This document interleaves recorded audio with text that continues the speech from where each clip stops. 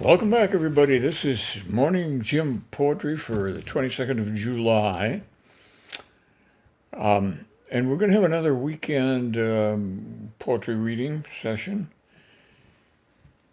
This is Jim Ransom, and today we're going to have some poems by E. Cummings. Remember his love poem that we read last week? And then we'll have some poems by Edgar Lee Masters from his once-in-a-lifetime masterpiece called Spoon River Anthology, one of the real important stepping stones in the development of American poetry. And we don't know where Spoon River Anthology actually took place. It was probably in Illinois. You'll remember that many months ago I read the Epitaph of Anne Rutledge from this book. And then I'm going to finish up with a very touching poem by Ruth Moss from her book Valentine. So we're going to start out with E. Cummings. He wrote other kinds of poetry besides love poems. And so I've got a couple of poems here by E. Cummings that I think you'll enjoy. And this first one is one of my favorite, all-time favorite E. Cummings poems. It's called What If a Much of a Witch of a Wind? What if a much of a witch of a wind gives truth to the summer's lie, bloodies with dizzying leaves the sun, and yanks immortal stars awry? Blow, king to beggar and queen to seem, blow, friend to fiend, blow, space to time. When skies are hanged and oceans drowned, the single secret will still be man. What if a keen of a lean wind flays screaming hills with sleet and snow, strangles valleys by ropes of thing and stifles forests in white ago? Blow hope to terror, blow seeing to blind, blow pity to envy and soul to mind, whose hearts are mountains, roots are trees. It's they shall cry hello to the spring. What if a dawn of a doom of a dream bites this universe in two, peels forever out of his grave, and sprinkles nowhere with me and you? Blow soon to never, and never to twice. Blow life to isn't, blow death to was. All nothing's only our hugest home. The most who die, the more we live. E. Cummings used to say of his poems, don't ask me what they mean. They mean whatever you want them to mean. Just let it live with you. What more can I say to what he said? Nothing, really. Now, here's a little bit lighter poem, but it's also a poem about the dominion of death in some ways. This one's called Buffalo Bills. And remember, when E. Cummings wrote a poem, he did not give a poem a title. The title is the first line.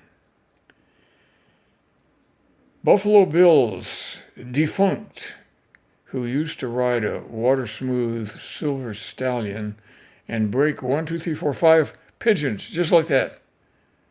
Jesus, he was a handsome man. And what I want to know is, how do you like your blue-eyed boy, Mr. Death?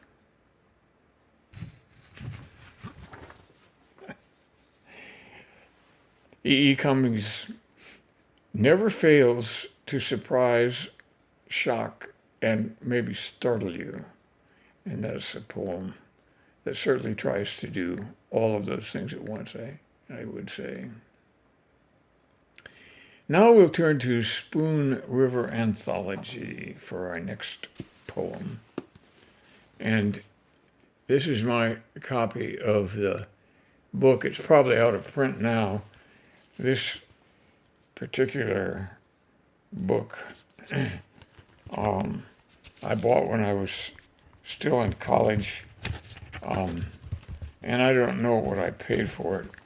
I don't see a price scribbled in the front of it, but I would say maybe $1.50. This is a hardbound book too, but they went for a lot less than they do now. Okay. This poem is called Paul McNeely. Now let's remember that every poem in this book is supposedly an epitaph from a graveyard in Spoon River. And as I mentioned, we don't really know where Spoon River is. He wrote 3 epitaphs for the McNeely family. The one for Washington McNeely, the father, and then Paul McNeely and Mary McNeely. And it turns out that Washington McNeely outlived all of his children.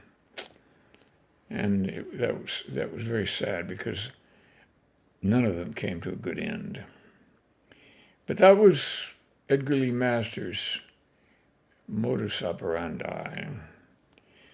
I picked the epitaph of Paul McNeely, one of his sons, because it has some qualities about it that make it the best, I think. Dear Jane, dear winsome Jane, how you stole in the room where I lay so ill, in your nurse's cap and linen cuffs, and took my hand and said with a smile, "You are not so ill, you'll soon be well." And how the liquid thought of your eyes sank in my eyes like dew that slips into the heart of a flower. Dear Jane, the whole McNeely fortune could not have bought your care of me.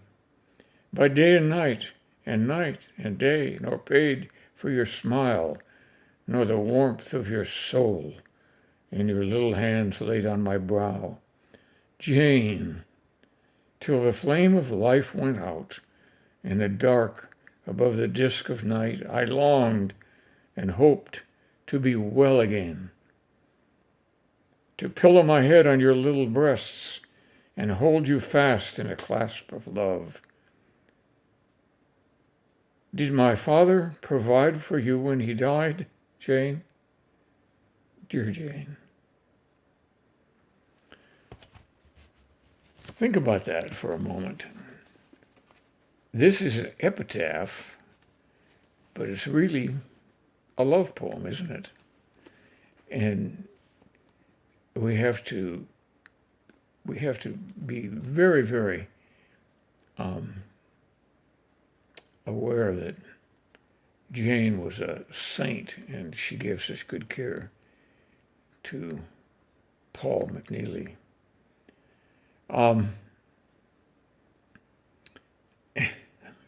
I think that's a great, great poem.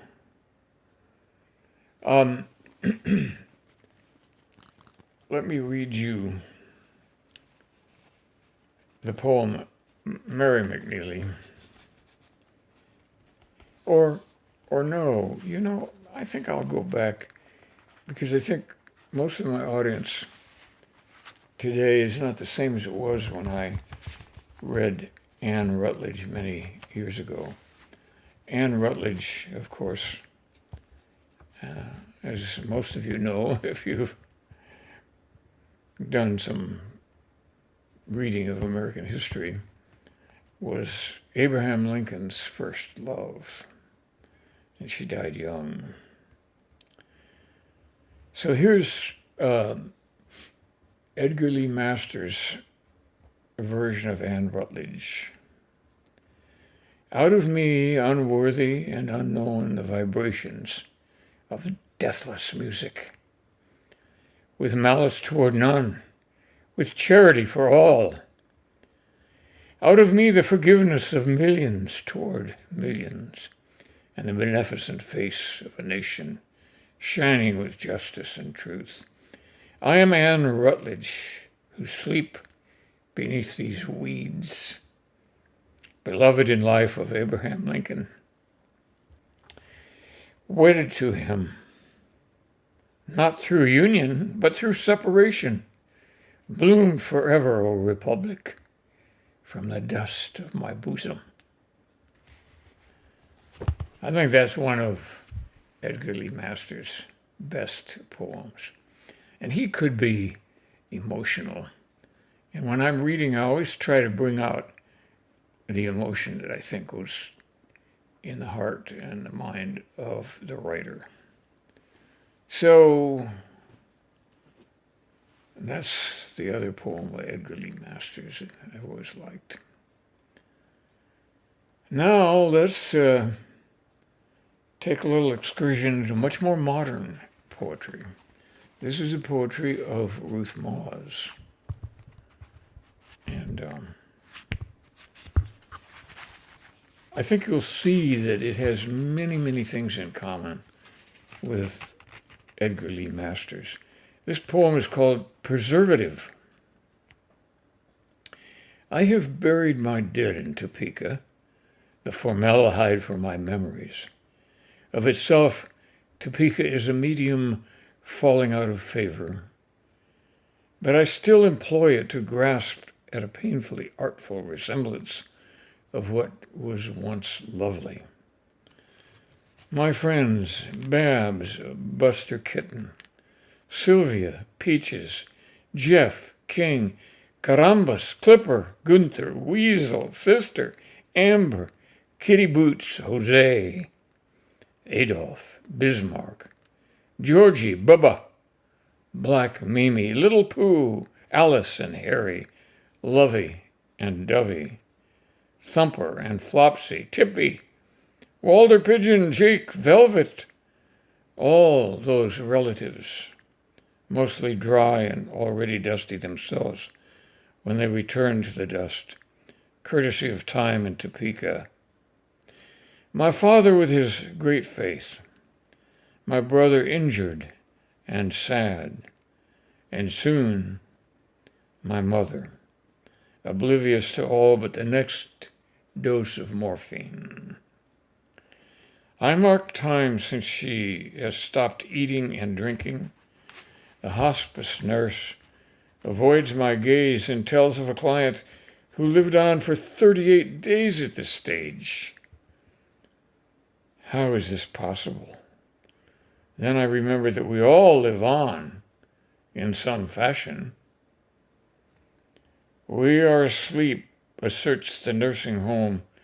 We are sheep, asserts the nursing home pastor, as in shepherd, as he begins to read the 23rd Psalm.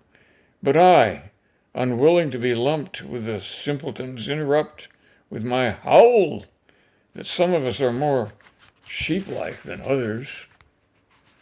Classmates, neighbors, colleagues, the stranger at the bus stop, the shopper in the checkout line, the local TV personality, the ethically challenged politician. Here we have formed our, yes, flock in this place. Topeka has given me all of them and consumed them all back like tiny delicacies, briefly savored or cross-sized chunks hard to digest. They muddle around now as ashes or dirt air or bacteria or sunlight until they find their own equilibrium in the cosmos, unaware of the life support I provide in my remembrances, their occasional encore. To know this, to have steadfastly loved and tempered the concussions and truncations, I draw from a leaky reservoir of courage and welcome this new day as I plan another funeral in Topeka. That's a very touching poem by Ruth, and you can feel her. You can feel her sorrow, but also her sadness, her commitment in the lines of that poem. I guess the underlying message here is we will all die. And of course, we want to have it be later rather than sooner.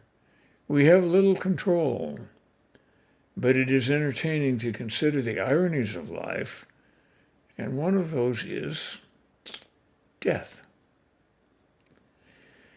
Okay, try now to smile the rest of the day, and come back next week when perhaps things will be a little bit happier.